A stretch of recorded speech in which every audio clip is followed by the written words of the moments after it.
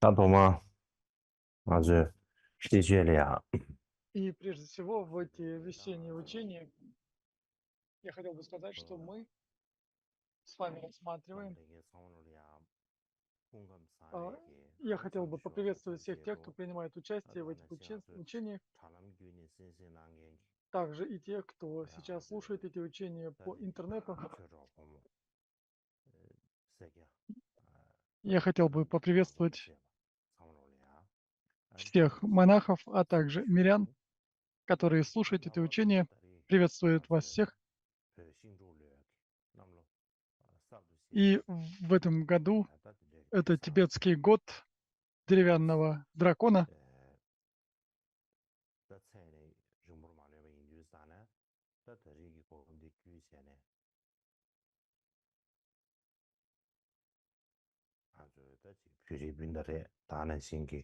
И я хотел бы поздравить с этим Новым годом всех наших друзей из Гималайского региона, все те, кто являются последователями одной и той же культуры и одного и того же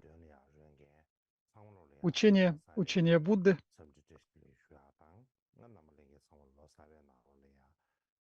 И я хотел бы пожелать вам, чтобы в этом новом году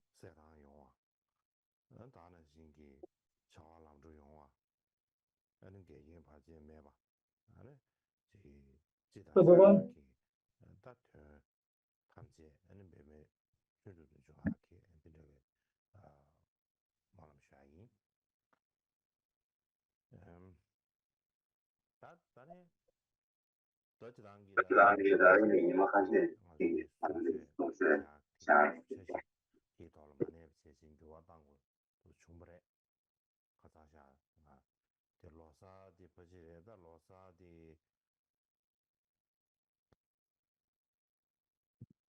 써니 로사 잡지는 또 드리네 뒤좀 마대 차지.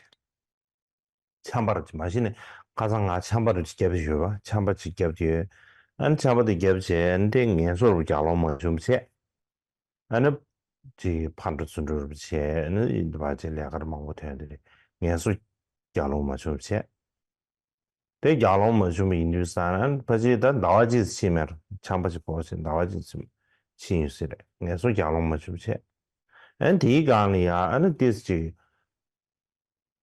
방문을 차이면로 드레시드사 참바고 도우르 싶으신지 참바 도세를 좀 참바 도세를 좀 나니 오마디 아주 또이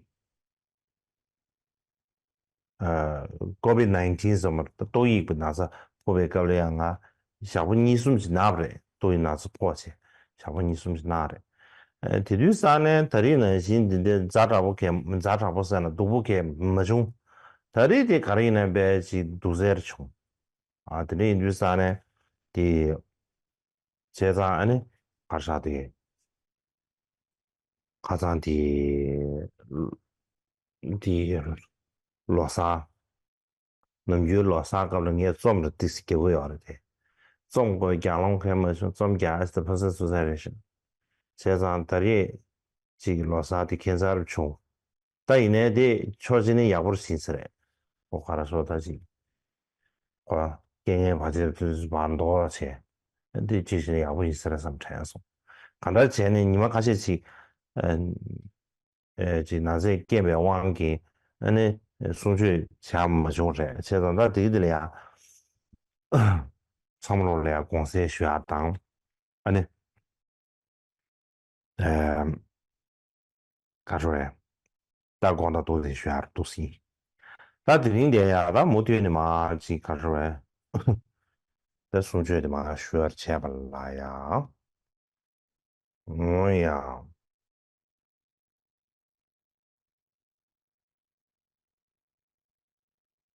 다 가자 라방을 준비지려 나방아 사디 다 지진 잡아 연생게 제베게 라방을 준비 세제 디나로래 다 지려 나방에 관마 대나 밥랑을 위해서 다 지려 나방에 안에 아무 시부디 그라 지진 잡아 연생게 세제 나는 송부치면 시진 주세 다 И в 되네 прошлый раз мы с вами говорили о 5 пунктах, которые в рамках которых объясняется этот текст. И здесь Чхагбан Гямцен написал краткое изложение этого смысла, и здесь мы обращаемся к следующему разделу, это объяснение непосредственно самого текста. Как я уже говорил в прошлый раз, эти 50 строф поклонения гуру или 50 строф о гуру, этот текст излагается с точки зрения 5 разделов.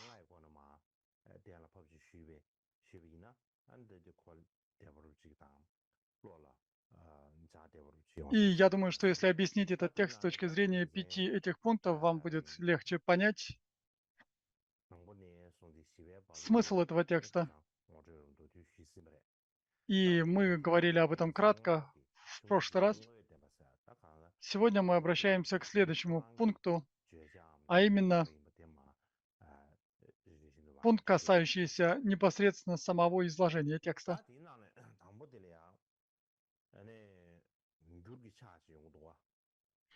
И прежде всего текст открывается с выражения поклонения. Я простираюсь перед Бхагаваном Ваджасаттвой.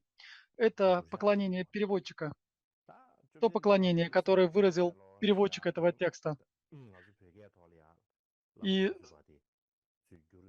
на тибетском, когда этот текст переводился на тибетский, переводчики, и этот текст был переведен тибетским переводчиком Ринчен Самбо, когда он переводил этот текст, в начале этого текста он написал это выражение поклонения перед Ваджрасаттвой.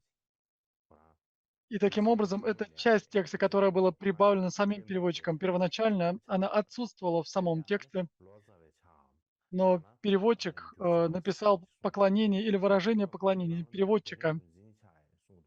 И иногда говорится о том, что посредством этого поклонения можно определить, к какому классу текстов относится переведенный текст.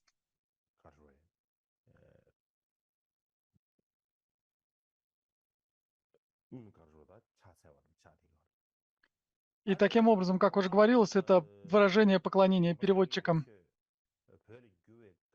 Когда учение Будды впервые переводилось на тибетский язык, переводчики, как и индийские авторы, выражали поклонение тому божеству, которому они испытывали веру. И поэтому они добавляли в начале текста выражение поклонения Авалоктешваре или Манджуши к тому божеству, которому они испытывали веру. И так сложилась эта традиция выражения поклонения переводчикам. И это произошло в первый период, когда только начиналось распространение дхармы в Тибете.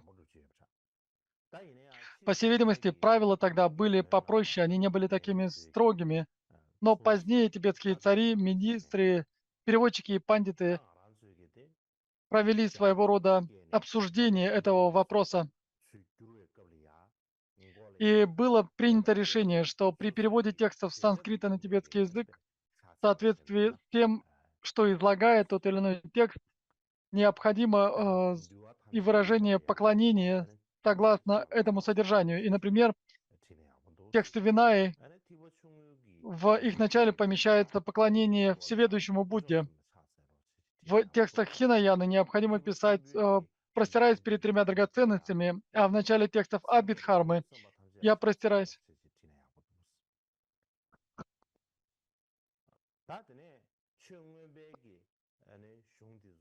Я простираюсь перед Манджуши.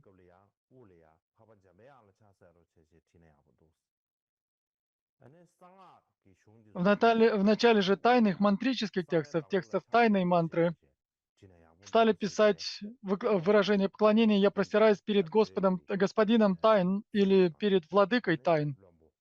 И таким образом эти министры, а также цари, также пандиты и переводчики, они посоветовались, или если говоря современно, они собрали консилиум и решили, что в начале сутр, а также шастр, слово Будды и комментаторских работ будет помещено в выражение поклонения тому особому или желанному божеству. о котором была договоренность, и переводчики стали вставлять это поклонение не по своему собственному желанию, а согласно правилам, которые были установлены во время консилиума.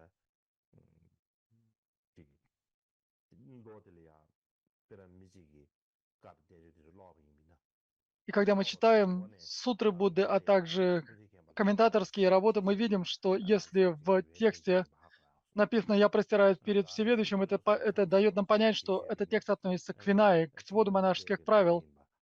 Если мы видим «Я простираюсь перед тремя драгоценностями», эту фразу мы понимаем, что это текст относится к сутрам Хинаяны. И это правило было установлено тибетскими царями и министрами.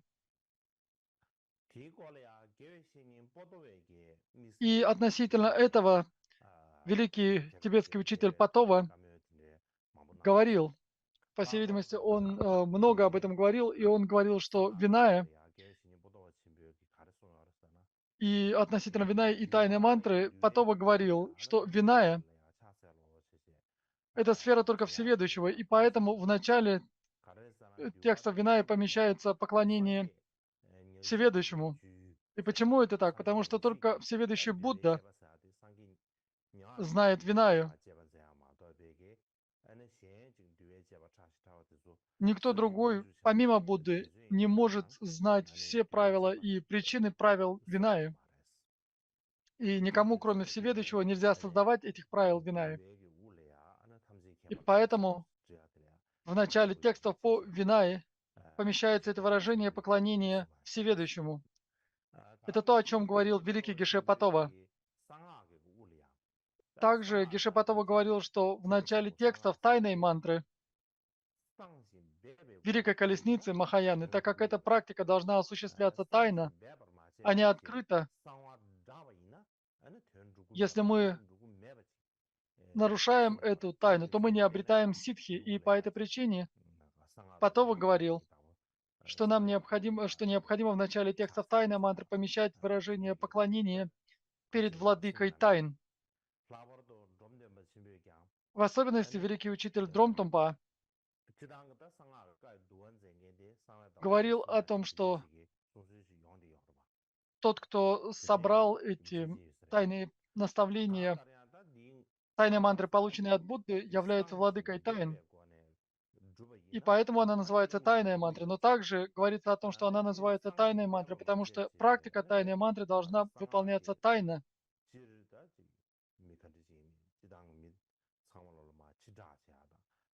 И поэтому нельзя эти знания распространять перед другими, в особенности перед теми, кто не является подходящими сосудами, потому что иначе практикующий не сможет обрести ситхи. И поэтому Дромтомпа сказал, что уж говорить о других, кто не получил посвящение и не является подходящим сосудом, когда два человека одновременно входят в одну мандалу,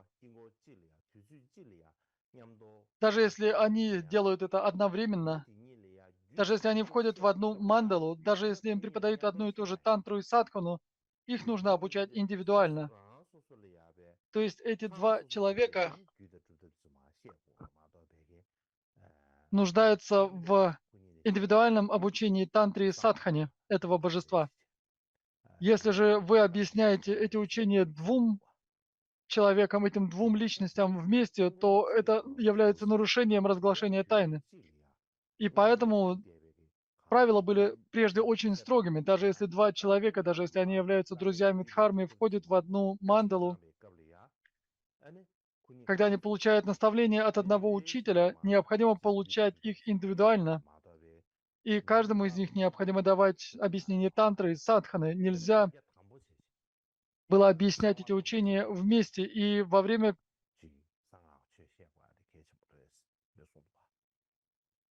объяснения мантры необходимо было придерживаться таких строгих правил. И ранее в Тибете во время Дромтомпы были люди, которые нарушали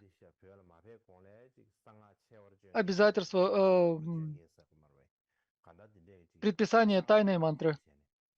И когда прибыл Атиша, он видел, что в Тибете было много людей, которые нарушали предписание тантры.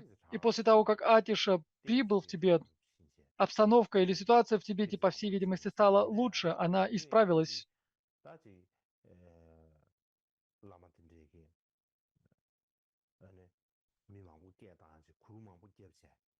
И до этого, по всей видимости, тантрические ламы приглашали очень много людей, и они давали объяснение Гухья Самаджа посреди собрания, большого собрания людей, где были десятки или, может быть, даже сотни людей, собранных вместе. И были проповедники, которые объясняли Гухья Самаджа тантру посреди большого количества людей. Если я не ошибаюсь, Дромтумпа говорил, он, так сказать, ругал тех, кто поступал таким образом. Он говорил, что это безответственное действие, это ошибка поступать таким образом. И, по всей видимости, Дромтумба есть истории, которые повествуют о том, что Дромтумба ругал таких проповедников.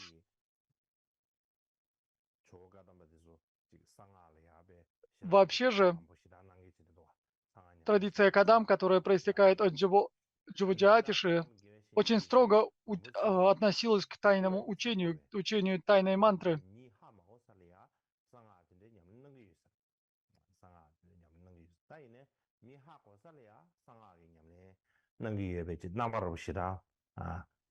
И последователи этой традиции Кадам, по всей видимости, занимались практикой тайной мантры посреди людей, которые не знали ничего о практике тайной мантры. Тем не менее, они делали это скрытно и не раскрывали никому, что они занимаются практикой тайной мантры. Они делали мудры под своей монашеской накидкой, чтобы другие не могли видеть эти мудры.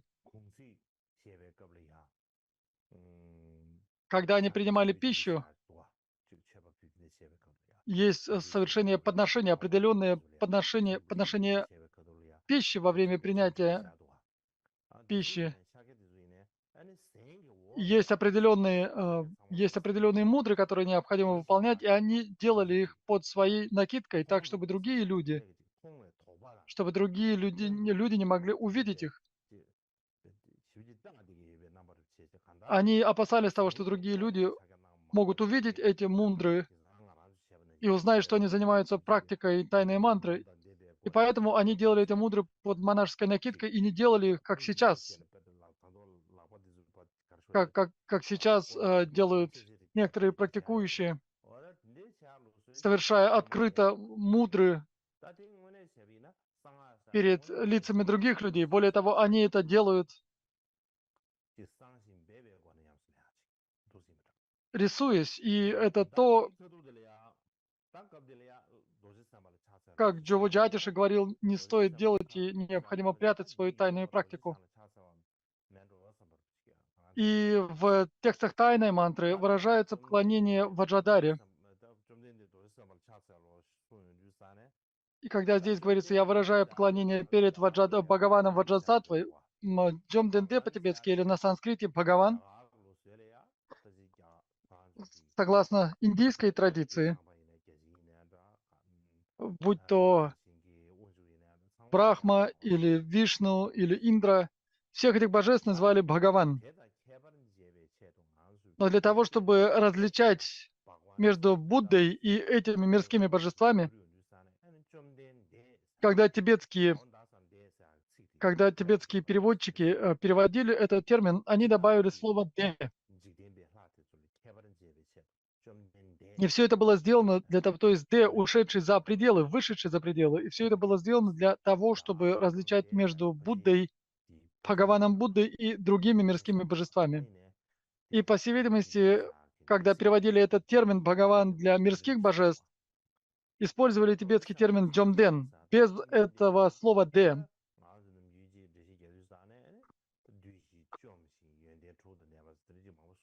И говорится, что тот, кто является Бхагаваном, это тот, кто победил всех Мар и так далее, но мы не будем вдаваться в эти подробности объяснения значения термина Бхагаван. Затем мы переходим к вступительным пунктам.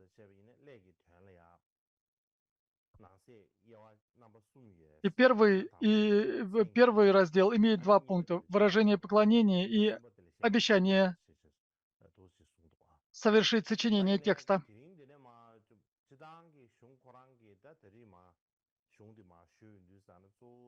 И сегодня, когда я объясняю этот текст, главным образом я буду опираться на текст, который был написан Джугюн Чуге Пакпой. Он написал краткое изложение смысла этого текста.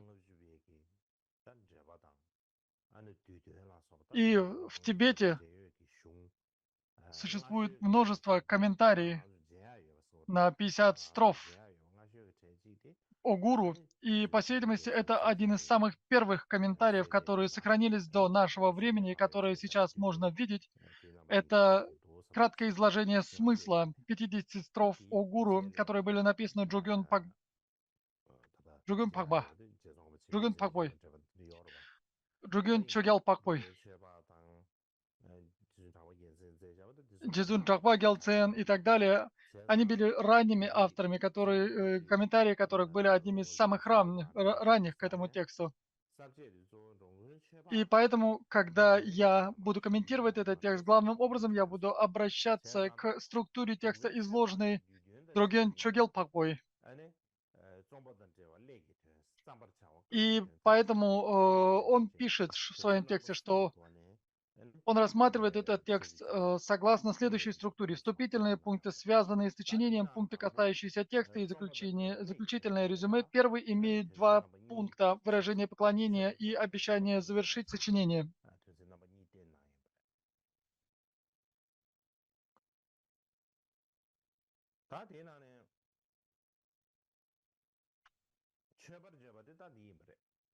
И первый пункт, выражение поклонения, выражен в следующем четверостишии.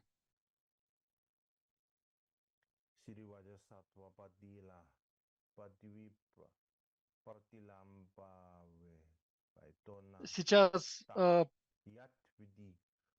если что, Карма почитает этот текст на санскрите.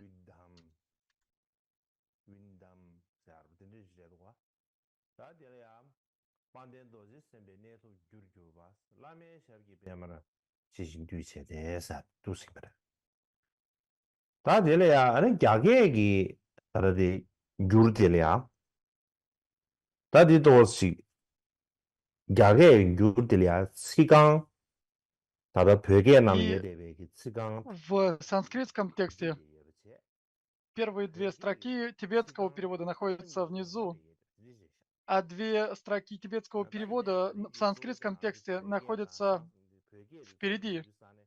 Однако, так как мы главным образом опираемся на тибетский текст, мы будем следовать порядку строк в тибетском тексте.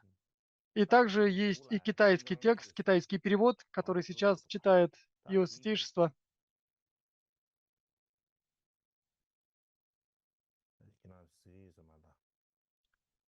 Я так понимаю, что вам не виден этот текст. Я сейчас покажу вот этот текст. И это выражение поклонения на санскрите Шри Ваджасаттва Пада Випратиламба Хетуорнатва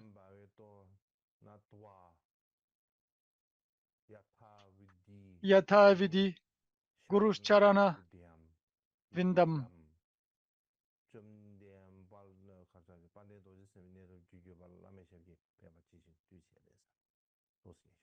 И, соответственно, сейчас был зачитан и тибетский текст. И если объяснять эти строфы, то смысл их следующий.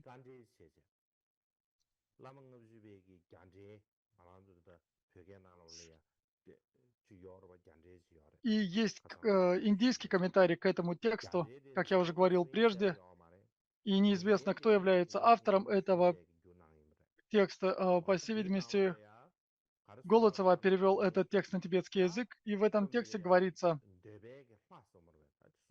что у нас есть желанное божество, то есть божество, которому мы испытываем веру, особое божество. И будь то лама или будь то божество, это тот, кому мы испытываем веру. И поэтому это божество называется желанным божеством или божеством, которому мы испытываем веру. И здесь нам необходимо выразить поклонение к этому божеству для того, чтобы обрести желанный результат. По этой причине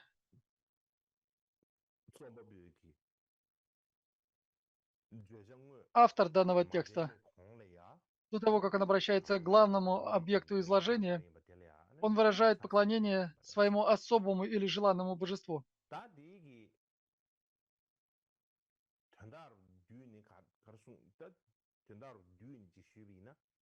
И если кратко изложить смысл этого поклонения,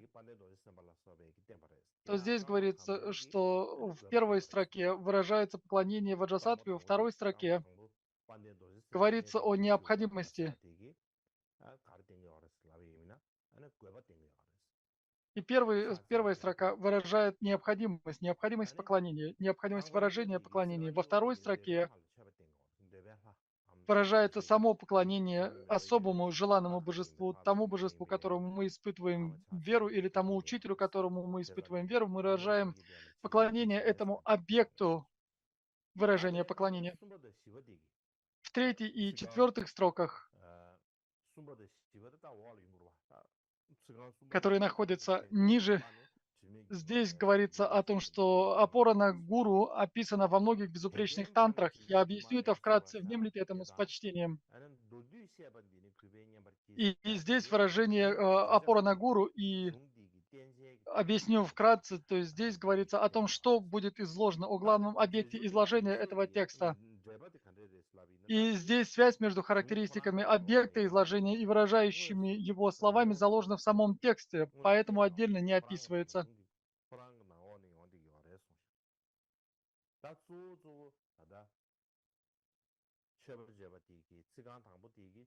И в первой строке таким образом выражается необходимость выражения поклонения. Второе – это объект выражения поклонения. Третьей и четвертой строкой первого четверостишия указывается объект изложения этого текста.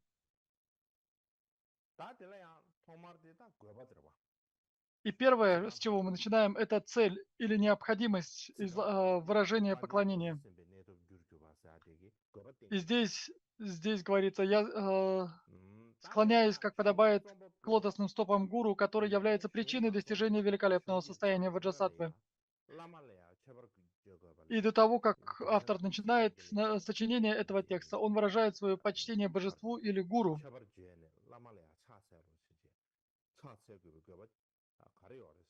И какова же причина? Зачем необходимо было выражать это поклонение? И здесь у нас две необходимости.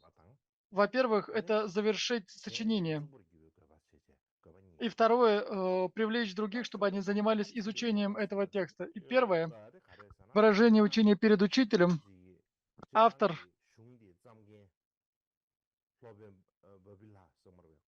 которого звали Бавила, до того, как он написал этот текст, он выразил свое поклонение учителю, и, опираясь на это, сам автор накапливает заслуги. Таким образом, он накопил заслуги, и, опираясь на эти заслуги, он отвернулся от недобродетельных действий. И таким образом он устраняет препятствия, которые возникают из этих недобродетельных действий. И это необходимо не только для самого автора, но и для тех, кто в будущем будет объяснять этот текст, комментировать этот текст и также слушать этот текст. Поэтому выражение поклонения необходимо как автору, так и будущим комментаторам и слушателям, для того, чтобы они накопили заслуги.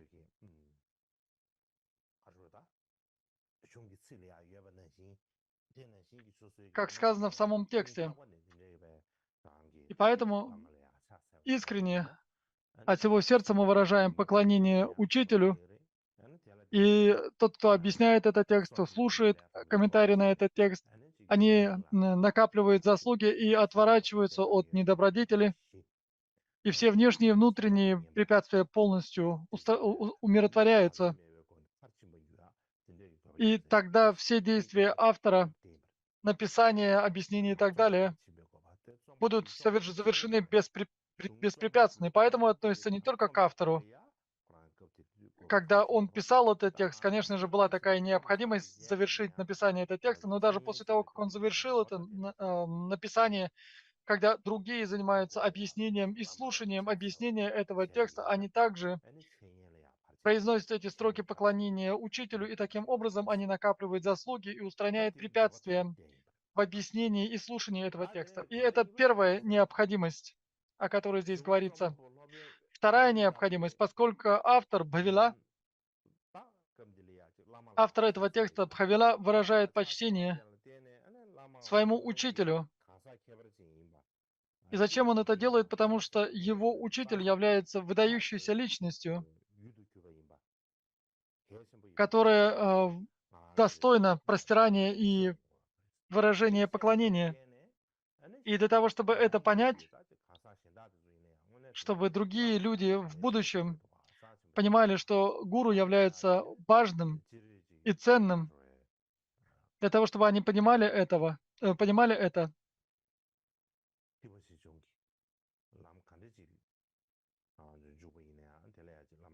на какой бы путь мы на какой бы путь мы не входили, необходим гуру. В особенности в учении тайной мантры необходимо, чтобы учитель обладал всеми необходимыми характеристиками, и без учителя никак невозможно обойтись. Если нет этого учителя, то нет методов для истинной практики. И поэтому это вторая необходимость выражения поклонения учителю для того, чтобы подчеркнуть важность и ценность гуру, для того, чтобы зародить веру, доверие по отношению к этому учителю. Ради этих благ, ради этого понимания здесь выражается поклонение. И когда мы говорим о выдающейся личности, что же это значит? Кто этот, кто этот наставник, кто этот гуру, который является необыкновенным существом?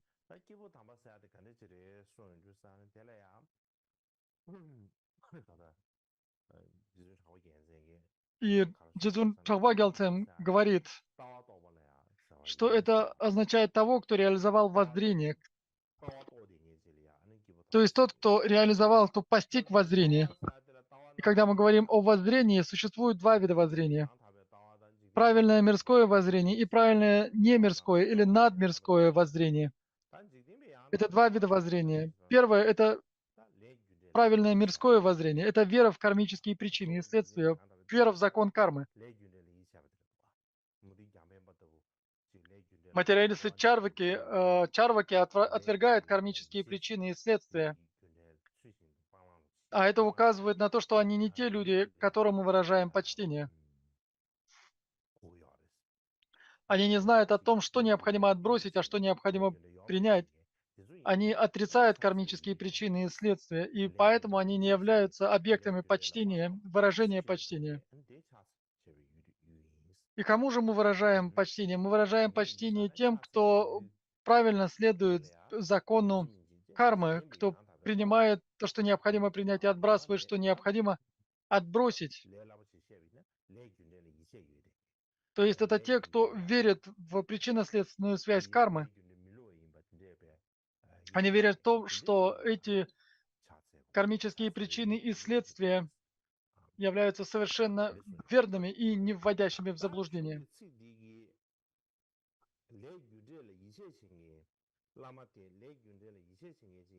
И какие слова текста указывают на то, что гуру, которому выражаем почтение, должен был постичь правильное мирское воззрение или верить в кармические причины и их следствия. Их узнает благодаря этим словам выражение почтения. Здесь говорится, что мы склоняемся к лотосным стопам гуру. Я склоняюсь, как подобает, к лотосным стопам гуру, которые являются причиной достижения великого состояния ваджасаттвы. Таким образом, здесь говорится о том, что этот гуру должен быть верующим в закон кармы, кармические причины и следствия. И опираясь на такое поклонение, мы создаем причину для того, чтобы обрести особый плод. То есть это состояние ваджасаттвы. И так как здесь есть эта глубокая причинно-следственная связь, здесь объектом такого поклонения являются лотосные стопы гуру. Гуру, который обладает двумя воззрениями, правильным мирским воззрением и правильным надмирским воззрением. Поэтому объект поклонения в данном случае – это гуру, который обладает двумя качествами, обладающий правильным мирским воззрением и правильным надмирским воззрением. И что же это такое правильное надмирское? Что же такое правильное мирское воззрение? Как уже говорилось, это вера в кармические причины и следствия, а правильное надмирское воззрение – это мудрость нераздельности, пустоты и сострадания. Это такое воззрение мудрости, нераздельности, пустоты и сострадания. И поэтому объект нашего поклонения гуру должен обладать этими двумя качествами. И говоря это простыми словами, это тот, кто верит в причинно-следственную связь кармы, а также обладает правильным надмирским воззрением. И что это за надмирское воззрение? Как я уже говорил, это мудрость нераздельности, пустоты и сострадания. А откуда мы знаем, что эти качества есть у гуру, у объекта нашего поклонения? Откуда мы знаем, что текст указывает на то, что учитель должен быть такой личностью? И это выражается словами великолепной ваджасаттва, словами из коренного текста. Следовательно, учитель или гуру, которому мы выражаем почтение, должен быть тем, кто осознал как правильные мирские, так и правильные надмирские воззрения, или иметь их в потоке своего ума.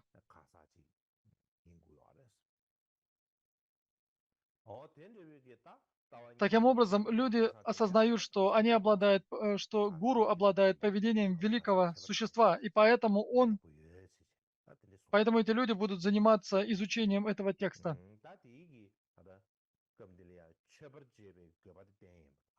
И так здесь указывается необходимость выражения поклонения.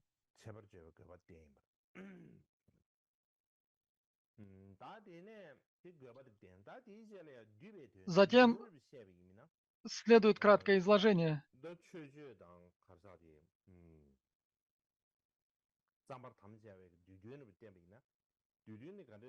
И если мы возьмем обещание написать этот текст, то его краткий смысл следующий. Здесь говорится, внемлите с почтением. То есть здесь необходимо с уважением слушать это объяснение.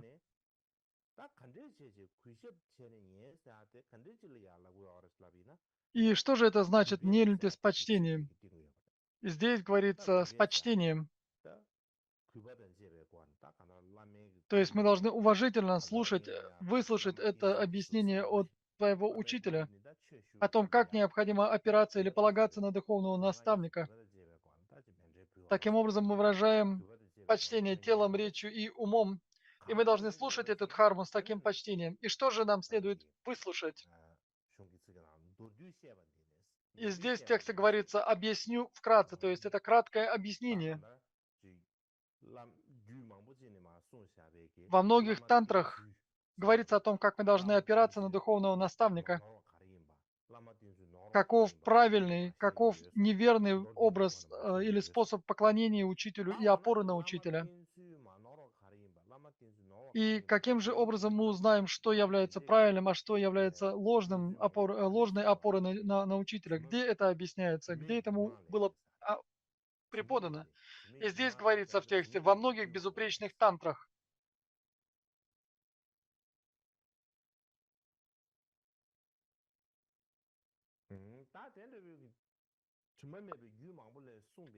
И что же мы знаем об этих тантрах? В этих тантрах говорится о опоре на гуру. И как же об этом сказано?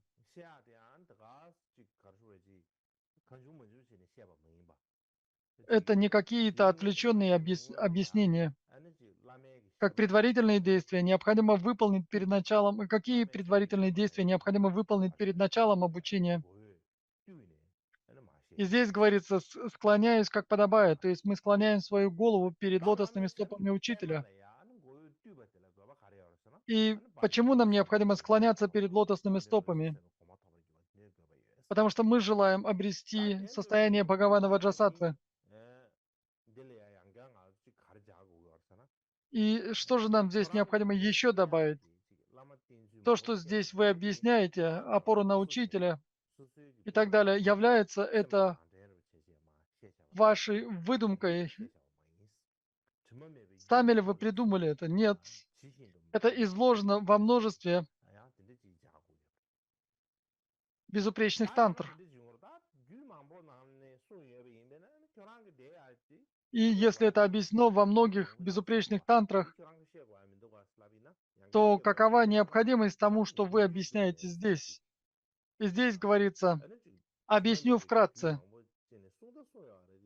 И, конечно же, это объясняется во многих безупречных тантрах, но эти объяснения разбросаны во многих тантрах. Некоторые из них повторяют друг друга и так далее. И обычному человеку очень трудно прочитать все эти тантры и извлечь из них способы опоры на гуру. И поэтому здесь говорится, что я объясню вкратце, то есть я объясню все эти объяснения в тантрах кратко и отбрасывать избыточность или излишнее повторение в этом объяснении. Далее мы переходим к смыслу самого текста. Давайте я сейчас покажу вам этот текст. И на самом деле было бы хорошо, если бы мы совмещали тибетский текст вместе с санскритским, но так как я не подготовился, я не буду соединять эти оба текста и буду объяснять с точки зрения тибетского текста. И здесь говорится, я склоняюсь, как подобает, к лотосным стопам гуру, который является причиной достижения великолепного состояния ваджасаттвы. И хотя эти слова были уже объяснены, теперь они будут объяснены пословно. И здесь мы опираемся на санскритский комментарий на этот текст, 50 строф о гуру. И здесь говорится великолепный состояние великолепного ваджасаттвы. И что же это значит великолепный? И слово великолепный имеет значение накопления заслуг, а также говорится, что накопление это является и накоплением мудрости, например, медитацию на высшую бодхичитту. И здесь говорится о том, что три совершенства или три параметра щедрости, дисциплины и терпения представляют собой накопление заслуг, а 5 совершенств, праздние, средства, устремления, мудрости и силы представляют собой накопление мудрости, а совершенство усердия и совершенство тьяны или медитативного сосредоточения включены в оба накопления. И они понимаются как накопление заслуг и мудрости по поводу слова ваджасаттва, потому что его качество подобно 7 качествам ваджи, таким как неразрушимость и так далее, он ваджра. Потому что он не разрушится или не испортится, он саттва. И ваджа, она подобно костям дадичи, брамана дадичи. И говорится, что Индра, это оружие, ваджа, это оружие Индры, которое было сделано из костей этого Риши Дадичи. И это оружие обладает огромной силой. Оно способно уничтожить ассуров.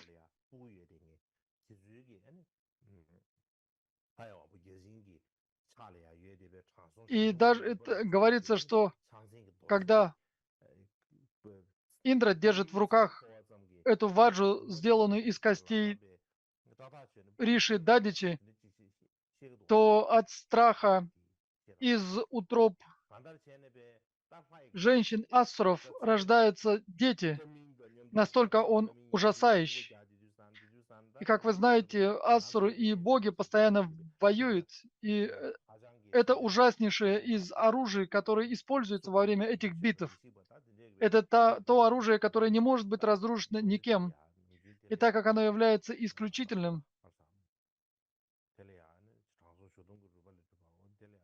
И так как оно создано из костей Дадичи, этого великого Риши, мудреца, это оружие считается превосходным. И также ваджа обозначает и алмаз. Это один из самых крепких материалов. И, по всей видимости, алмаз также называется этим санскритским словом ваджра.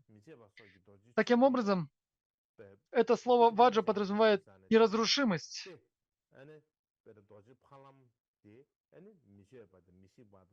И точно так же, как алмаз является нерушимым и крайне крепким и обладает 7 качествами, и именно поэтому ваджасатва является ваджей, потому что он обладает схожими качествами. Он является также сатвой, существом,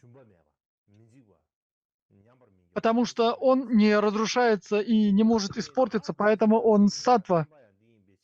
И потому что он одновременно и ваджа, и татва, он является ваджа-сатвой, ваджным существом.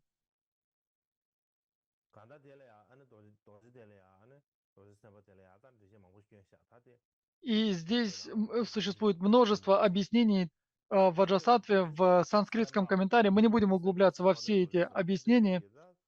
И здесь говорится,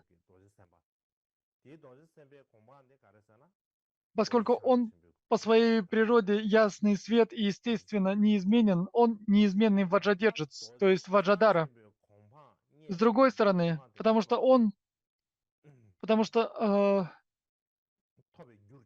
он пронизывает все явления, он ваджа или пространство дхармы.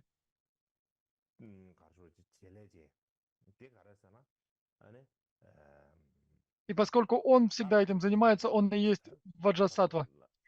И таким образом мы восхваляем этого учителя, который обладает лотосными стопами. И нам необходимо слушать этого учителя и,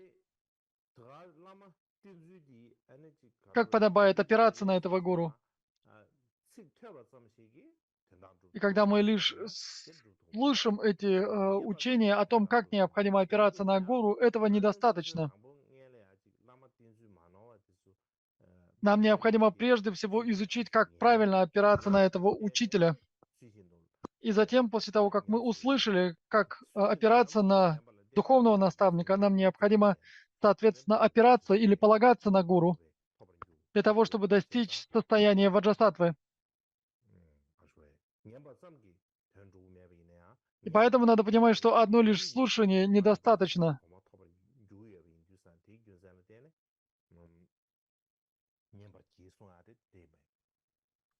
И поэтому, слушая, как полагаться на гуру, вы будете знать, что следует делать, а от чего не следует, и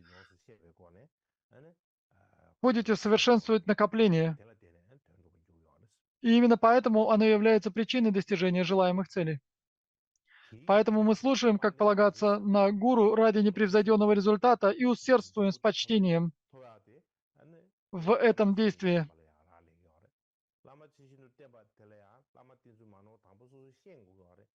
И прежде всего нам необходимо узнать, как опираться на гуру, и затем, узнав это, нам необходимо опираться на гуру соответственно. И сперва необходимо слушать, как это делать, и затем прикладывать усилия.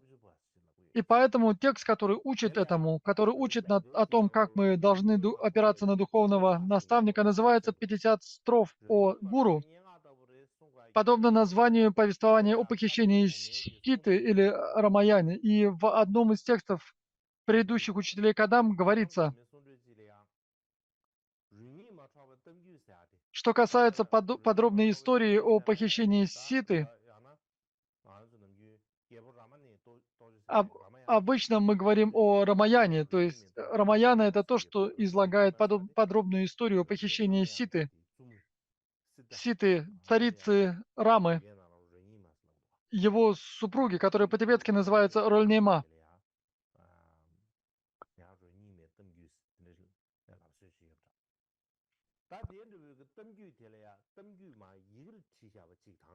Существует письменная история Рамаяны и общая история, которые рассказчики хранят в своих умах.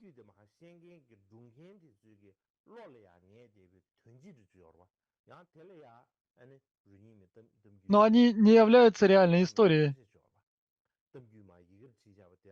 И те, кто записали эту историю, они записали это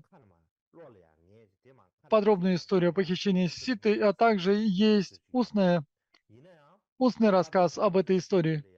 И праотцы Кадам говорили, что же представляет собой сама настоящая история о похищении Ситры. Это не записанная история, и это также не та история, которую хранят в своих умах рассказчики. Что же является настоящей историей? Это факт похищения жены принца Раны Ситы на Ланку царем демонов Раваны и Великой войны, которая произошла, чтобы вернуть ее обратно. И, по всей видимости, в этой истории было очень много удивительных историй, очень много удивительных происшествий. И все эти факты, все эти события, это и есть сама история, это и есть сама история похищения Ситы, что происходило в то время и так далее. То есть это и есть сама история.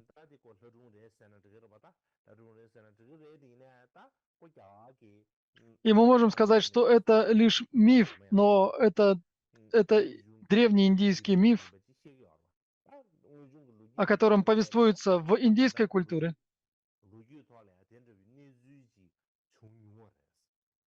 И исторически говорится, как утверждают индийские ученые, это те события, которые в самом деле произошли. И таким образом, сами события — это и есть история о похищении.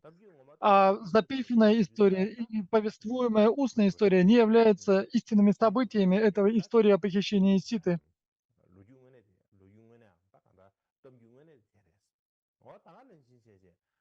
И точно так же, когда мы изучаем, когда мы думаем о 50 строфах о гуру, написанный буквами текст, который находится в Тенгюре, в собрании комментариев к слову Будду,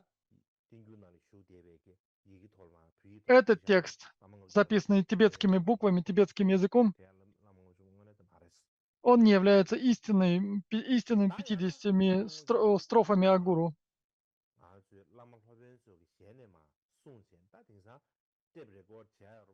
И также существуют записи, аудиозаписи, например, объяснений этих 50 строф. Являются ли они настоящими 50 строфами? Или существуют видеозаписи?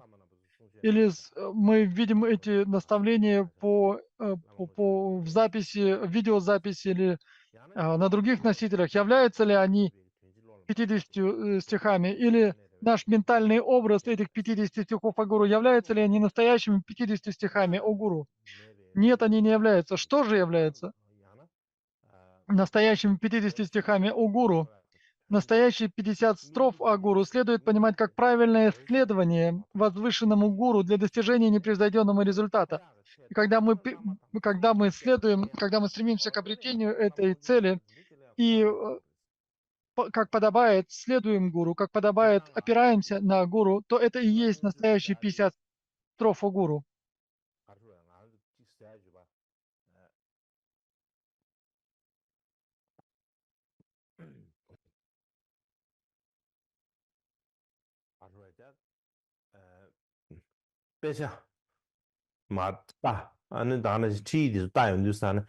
И когда смотрим тексты и комментарии, мы очень часто оставляем настоящий смысл текстов в записанных словах. Мы не можем понять, мы не можем практиковать правильно этот смысл. И когда мы получаем эти наставления, мы понимаем смысл и можем сами повторить и объяснить смысл этих текстов, однако мы не занимаемся практикой сказанного, мы не занимаемся практикой того, что было объяснено. Мы не совершаем никаких действий для того, чтобы заняться этой практикой. Но это не настоящие 50 строф. И как было уже сказано, настоящими 50 строфами о гуру следует понимать как правильное следование возвышенному гуру, опору на него для достижения непревзойденного результата. И поэтому нам необходимо понимать смысл 50 строф именно таким образом. И в Бодипата Прадите, Светочи на пути к пробуждению в традиции Кадампа, когда в традиции Кадам объясняет этот текст, его объяснение соединяет с этим объяснением о Рамаяне, с этим объяснением об истории похищения Ситы, так, чтобы люди могли верно извлекать смысл из этого текста. И далее здесь говорится поклонение лотосным стопам гуру. И когда мы говорим гуру, поскольку он дает глубокие, обширные, содержательные наставления дхармы, и поскольку он подобен отцу и матери, поскольку приносит нам пользу и счастье, он достоин подношения и служения. Таким образом, он является гуру.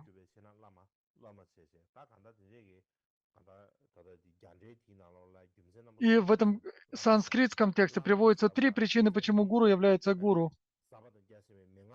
Потому что он дает глубокие и обширные наставления в дхарме. Это первая причина. Потому что он приносит нам пользу и счастье, подобно отцу и матери, подобно нашим родителям. То есть он подобен отцу и матери. И поэтому он является гуру. В-третьих, он достоин подношений и поклонения. И поэтому он является гуру. Как бы там ни было, так как он обладает всеми этими достоинствами и благими качествами, его стопы одновременно являются и лотосами, и поэтому они уподобляются лотосам.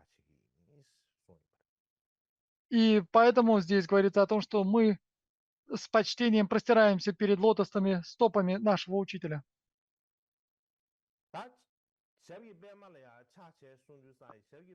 И здесь говорится, что мы простираемся или склоняемся перед лотосными стопами гуру, как подобает. И что же это значит, как подобает?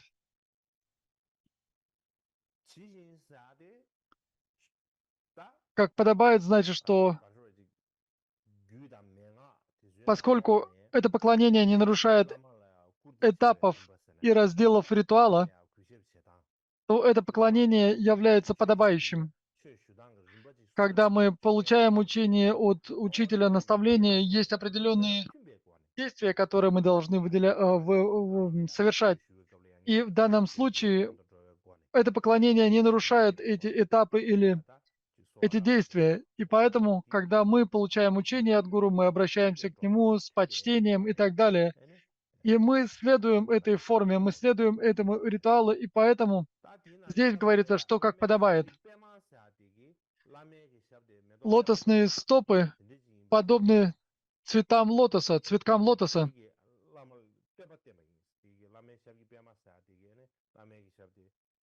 И когда мы говорим лотосные стопы гуру, это указывает на восхваление. А когда мы поклоняемся, это указывает на простирание. И поэтому в тексте говорится, что здесь мы совершаем 3 вида подношений. Это простирание — это подношение телом.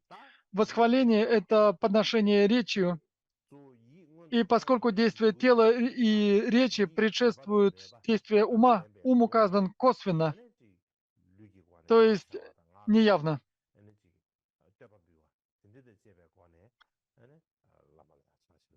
И таким образом мы совершаем простирание перед учителем.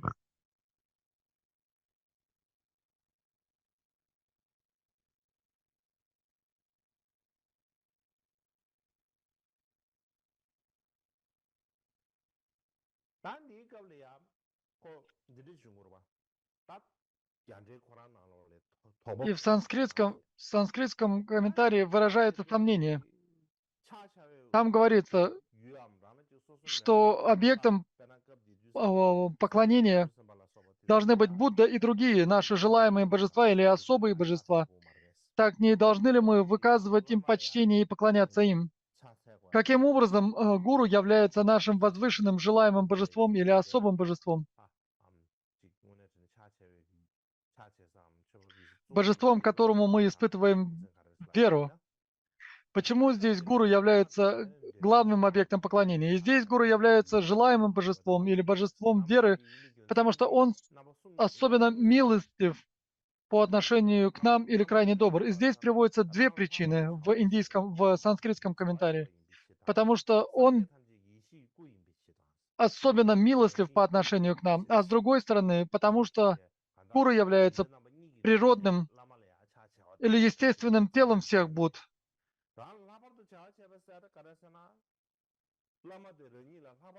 И каким же образом он особенно милостлив по отношению к ученикам?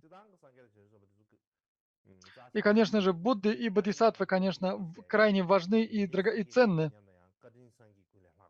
И здесь говорится, те, кто, став их учеником, намеренно высмеивая таких владык, очернили всех Будд. То есть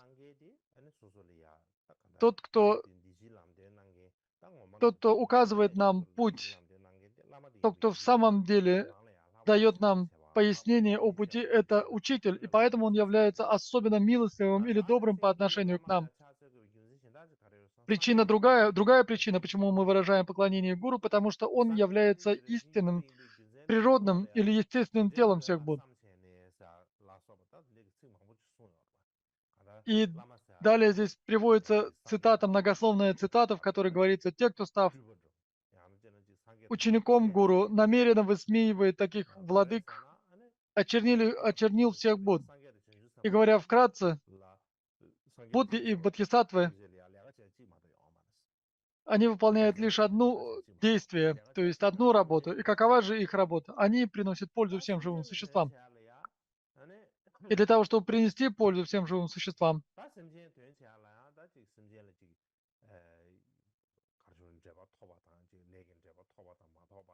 необходимо иметь кармическую связь с этими учениками. Существует множество различных классов живых существ.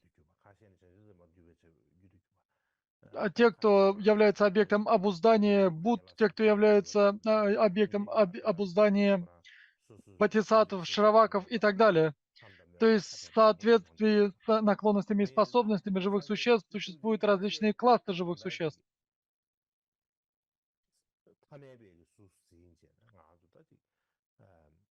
И поэтому гуру принимает форму обычных людей. И когда мы видим этих наставников, мы видим их как обычных людей. И эти учителя даруют учение, то есть таким образом ученики проявляют веру по отношению к учению, у них возникает желание заниматься практикой дхармы. И поэтому учитель является тем, кто совершает все деяния Будд и Бодхисаттв. То есть через них проявляются эти деяния Будды и Бодхисаттв. И поэтому мы должны понимать, что наш гуру является наидобрейшим или особо милостливым по отношению к нам.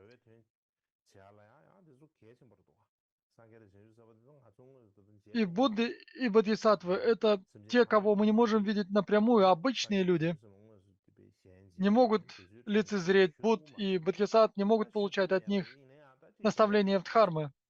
Однако, хотя это так, гуру, который принимает образ обычных людей, мы можем видеть их, мы можем получать от них наставления, у нас есть такая возможность. И поэтому эти наставники являются представителями Будд и Бодхисаттв. И поэтому они являются теми, кто совершает деяния всех Будд и Бодхисаттв. И именно по этой причине гуру является объектом наших подношений и поклонения. И поэтому крайне важно, чтобы мы совершали такие подношения и поклонения по отношению к учителю. Я думаю, давайте на сегодня остановимся здесь. Если я буду объяснять слишком много, то у меня возникает неудобство со здоровьем, трудности со здоровьем. И поэтому давайте, наверное, сегодня остановимся здесь. И сегодня я подумал, что обязательно необходимо не оставлять, а отдать эти наставления и прочесть несколько разделов и структуру этого текста. И я очень рад того, что мне выдалась такая возможность дать объяснение к этому тексту.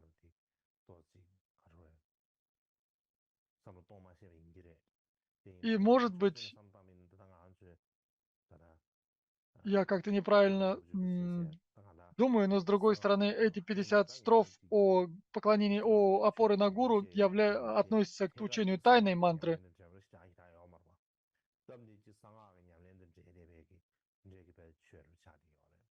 И это те учения, которые непосредственно напрямую связаны с учением тайной мантры, и поэтому это крайне важные и крайне ценные учения.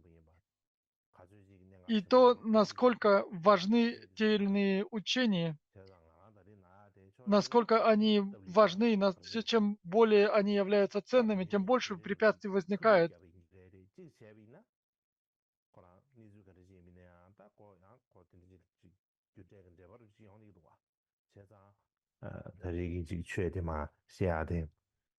И поэтому сегодня я думаю о том, что это очень важные, очень драгоценные учения. Я решил дать объяснение к ним, но необходимо быть крайне осторожными в объяснении этих учений. Необходимо понимать, что они важны и очень редки и крайне ценны. И только таким образом надо объяснять и слушать эти учения. И я думаю, что это совершенно верно относиться таким образом к этим учениям. И поэтому я думал, что было бы хорошо дать объяснение к этому тексту, потому что они будут полезны тем, кто слушает эти объяснения. И я думаю, что давайте остановимся сегодня здесь и давайте произнесем посвящение заслуг.